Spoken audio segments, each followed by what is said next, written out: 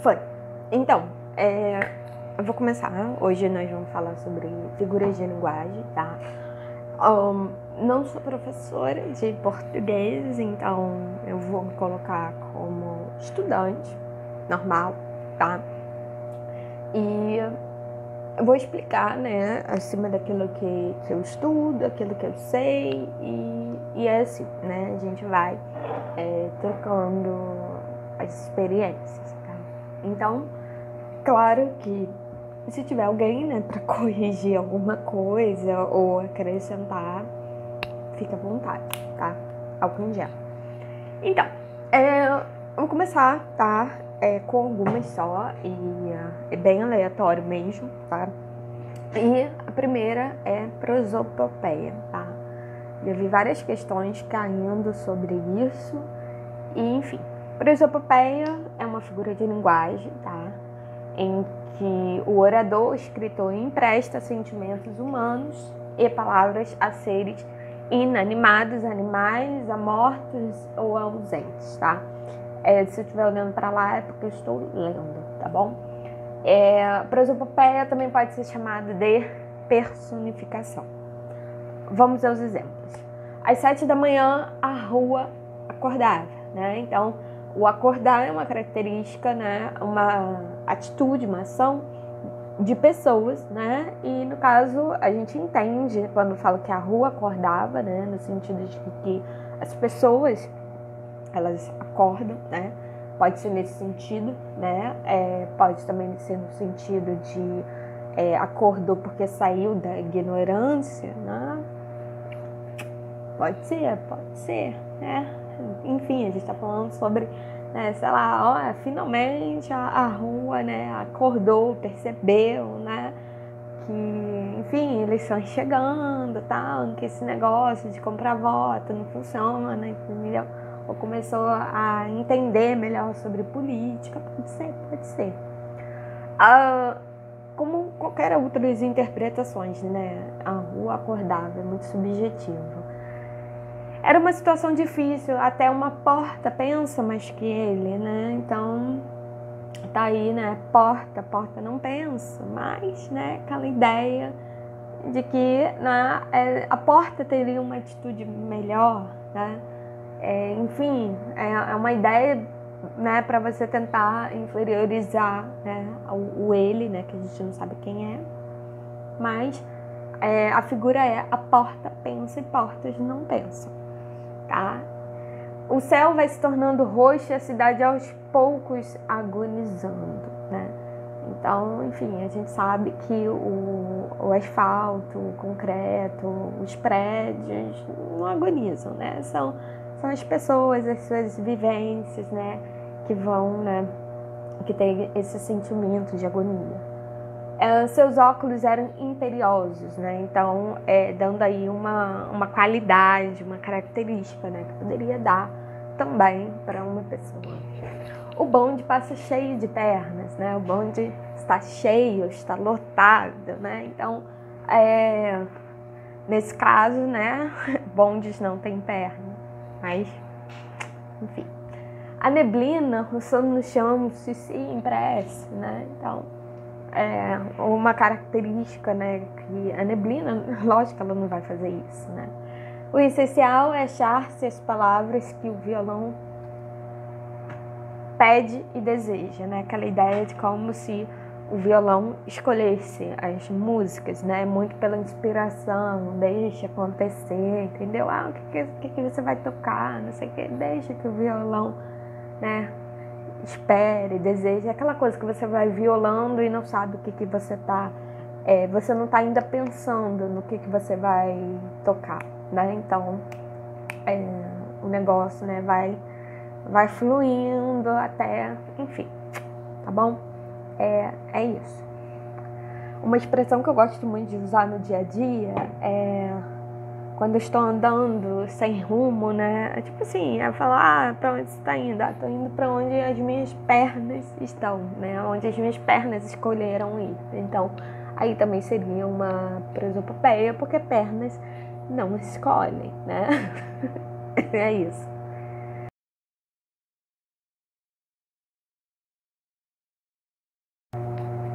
catacrese. A catacrese é um tipo de metáfora, tá?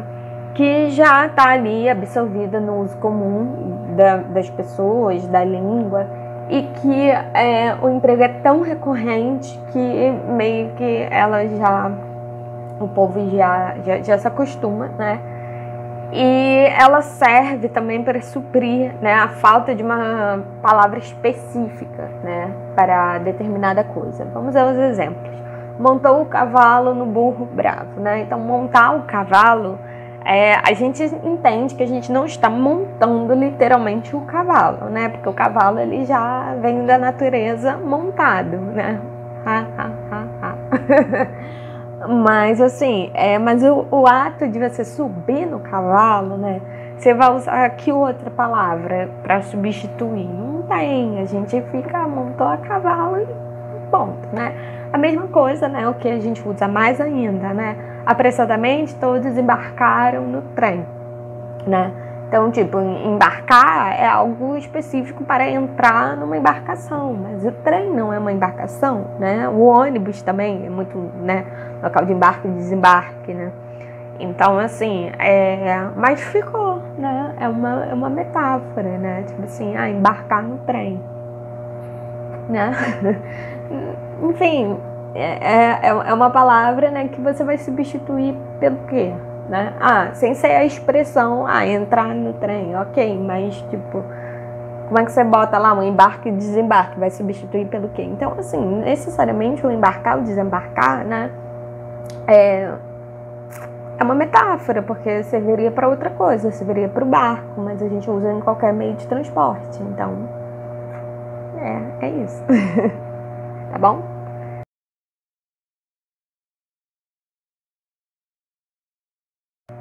Tá, próxima. Antítese. Essa é famosa. Figura pela qual se opõe numa mesma frase duas palavras ou dois pensamentos de sentido contrário, tá? Então vamos lá. Nem tudo tinha os antigos, nem tudo temos os modernos. Antítese, antigos e modernos, tá? Então são palavras opostas. Não necessariamente é uma contradição de paradigma, de ideias como o paradoxo, tá? Porque paradoxo é outra parada. Quando chegar no paradoxo, eu falo do paradoxo. Mas vamos na antítese, tá? Tristeza não tem fim, felicidade sim. Então, tristeza e felicidade. Toda vida se tece de 1000 mortes, vida e morte. Dá um jeito de mudar o mínimo para continuar mandando o máximo, tá? Então, mínimo e máximo. Sai do hotel com 4 olhos. 2 no presente, 2 no passado. Presente e passado. Se se queria que estivesse sério, desatou a rir. Sério e ri, tá? Então, a antítese, ela aparece ali numa mesma frase. Isso é importante, tá? E são duas palavras e dois pensamentos de sentido contrário.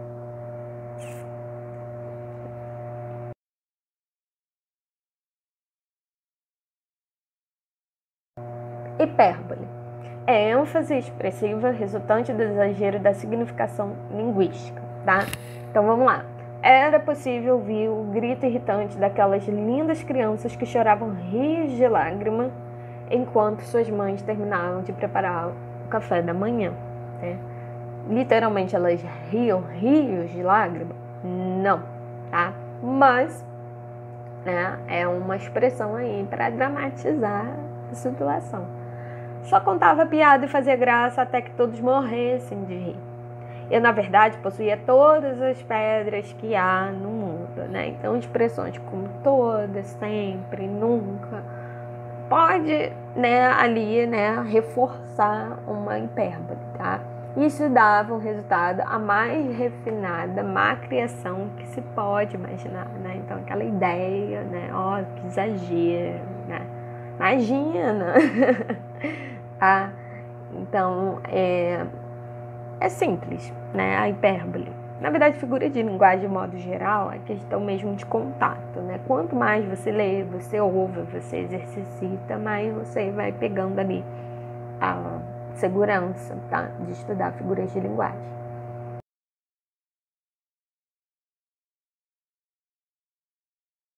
E agora, a tal da metáfora. O que é? Designação de um objeto ou qualidade mediante uma palavra que designa outro objeto ou qualidade que tem com o primeiro uma relação de semelhança, tá? Então, a metáfora é quando você vai pegar ali a característica de uma coisa, vai colocar em outra, né? E é isso, tá? Você vai dar uma qualidade, né? Que merda. Gente, metáfora é meu ponto fraco, porque metáfora parece que é simples, né? Mas tem certas coisas na metáfora que talvez a gente aprenda isso errado, e para consertar é isso, tá? Então vamos lá para um momento de desabafo, meus problemas com a metáfora. Primeiro problema com a metáfora é o que já tá aqui. Aquele velho é uma raposa. A gente cria um macete errado de que toda vez que você tem um verbinho de ligação, ou então você tem um adjetivo, é metáfora. Só que isso muitas das vezes não dá certo, né? Por quê? Porque sempre vai ter aquela metáfora que eles vão tirar, por exemplo, o verbo né? Porque, ou parecer, que são os dois assim mais usados, porque a gente aprende tipo assim, tudo que tem e parece é uma metáfora. Não é bem assim não, tá? Então assim, aquele velho é uma raposa, beleza, essa metáfora foi relativamente fácil, né? Porque você, enfim, você sabe que literalmente não é uma raposa, né? E a raposa aí tá relacionada às características, né, do animal, entendeu? Que dá dando ali o velho, né? Então, assim, parece uma mola, entendeu? Então, tipo, você sabe que literalmente não é mola objeto, né? Você sabe que é mola no sentido, né, de ser talvez mais flexível, entendeu? Inquieto, enfim, de ter essa questão da elasticidade. Mas, por exemplo, a catacrese é um tipo de metáfora, né? Tipo, a história do embarcar no trem, montar a cavalo, são metáforas que não tem o tal do verbo e parecer. E a gente vai lá e descarta porque não tem o tal do verbo e parecer, entendeu? Então, assim, nem sempre a metáfora ela tá na cara, né? Você tem que interpretar mais o sentido, né? De que a própria estrutura, né? Enfim, de modo geral, né? Língua portuguesa é muita interpretação, né? Porque sempre tem aqueles casos das pegadinhas que tiram uma coisa ou outra, que fogem um pouquinho a regra, mas não tá errado.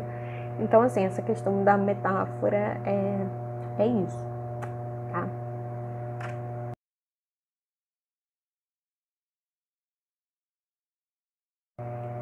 Então, comparação, né? É paralelo feito entre dois termos de um enunciado com sentidos diferentes.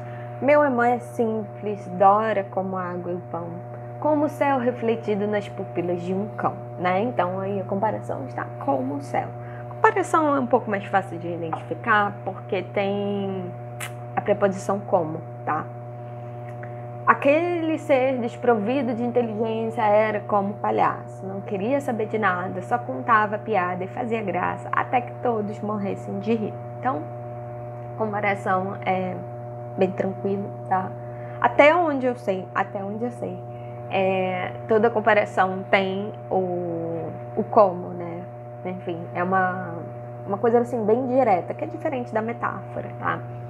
E assim, o sentido da metáfora também é diferente da comparação, né? A comparação é uma coisa mais objetiva, entendeu? Você está comparando. A metáfora não. A metáfora, ela parte ali de uma parada mais subjetiva, entendeu? Que você usa expressões para dizer uma coisa, entendeu? Que sendo outra, tipo, a raposa. O velho é uma raposa, não é que o velho seja literalmente um animal raposa, mas que tem as características, né, da raposa, tá?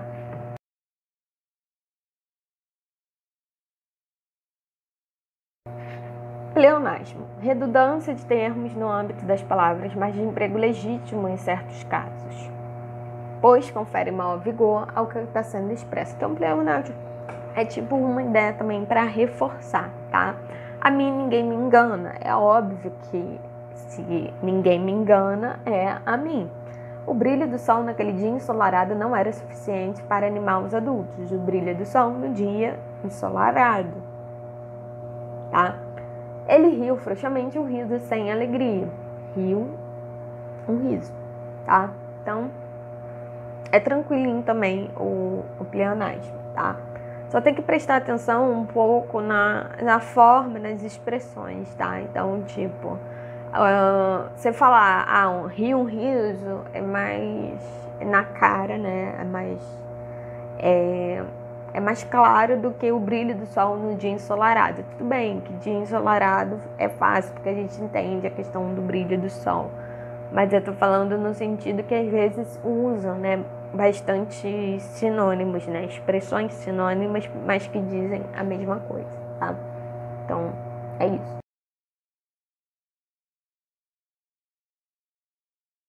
Agora, o tal do paradoxo, né? Então, é um pensamento, proposição ou argumento que contraria os princípios básicos e gerais que costumam orientar o pensamento humano, ou desafia a opinião consabida, a crença ordinária e compartilhada pela maioria. Então, o paradoxo é diferente da antítese, né? Ele trabalha um pouco mais essa questão de quebra de paradigma, de questão assim mais fisicamente impossível, né? um pouco com a ideia, né, da contradição existencial. Então, tipo, é como mergulhar num rio e não se molhar. Tipo, é impossível, né, você mergulhar e não se molhar. Que é diferente da antítese, né, que traz aquela ideia, tipo assim, presente e passado. É possível, né, você ter o presente e você ter o passado em momentos diferentes, mas que você coloca numa mesma frase. Isso não tem problema nenhum, entendeu? Ou triste e feliz, né? Tem a possibilidade, né, de você pôr as duas palavras numa mesma frase e não ser uma contradição existencial, como acontece com o paradoxo, tá bom?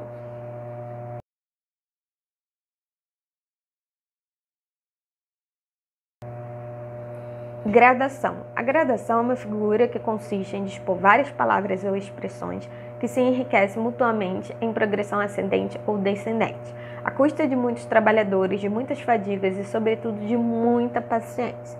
Uma coisa que eu aprendi com a gradação é o seguinte, que nem toda frase que você é marcada, né, por eventos, né, ou por vírgulas, né, como a gradação ela tem muito essa característica, nem toda frase é gradação. Porque também a gradação ela vai depender de um sentido contínuo, né? Então, quando fala a custa de muitos trabalhadores, de muitas fadigas, de muita paciência, os três termos eles estão interligados entre si, né? Então, tipo, a custa de muitos trabalhadores, né, pessoas que trabalham, de muitas fadigas, ou seja, de muita luta, de muito cansaço, né, e, sobretudo, de muita paciência, porque a gente está falando de um processo, tá? Então, a graduação, ela tem essa característica, tá? Que seria diferente se colocassem coisas que não tivessem ligação, que não tivessem uma coisa nada a ver com a outra, tá? Então, a gradação, ela obrigatoriamente ela tem que ter uma progressão, seja ascendente, né, seja numa evolução, ou descendente, numa involução, beleza? Ok.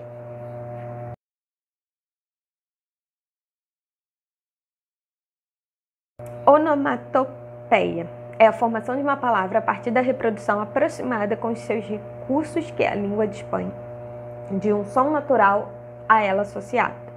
Vamos ao exemplo.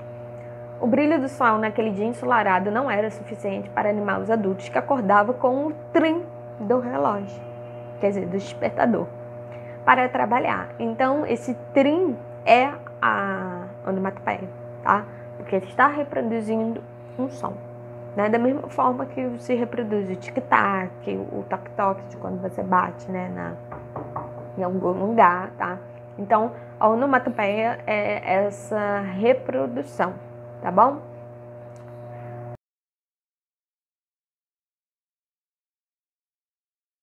Por último, a sinestesia, né, que é o cruzamento de sensações, associação de palavras ou expressões em que ocorre combinação de sensações diferentes numa só impressão.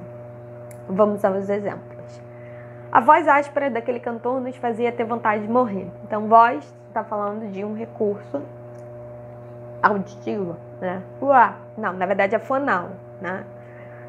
Enfim, vocês entenderam. Áspera, né, é do tato. Então, quando fala a voz áspera, você está falando de uma pessoa que canta mal, tá insuportável de ouvir, coisa e tal. É como se o som, né, chegasse em você e te arranhasse, tá? Foi mal. Então, isso é sinestesia. Cada vez que ela chegava perto, sentia o cheiro doce daquele perfume horrível, né? Então, o cheiro, olfato, doce, paladar.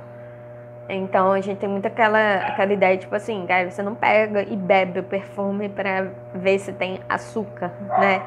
Mas pelo cheiro, você associa com algo doce, né? Então, quando a gente vai comer, né, o olfato, ele acaba sendo mais importante, não vou dizer mais importante do que o paladar, né? Mas influencia, né? O aroma das coisas influencia no gosto.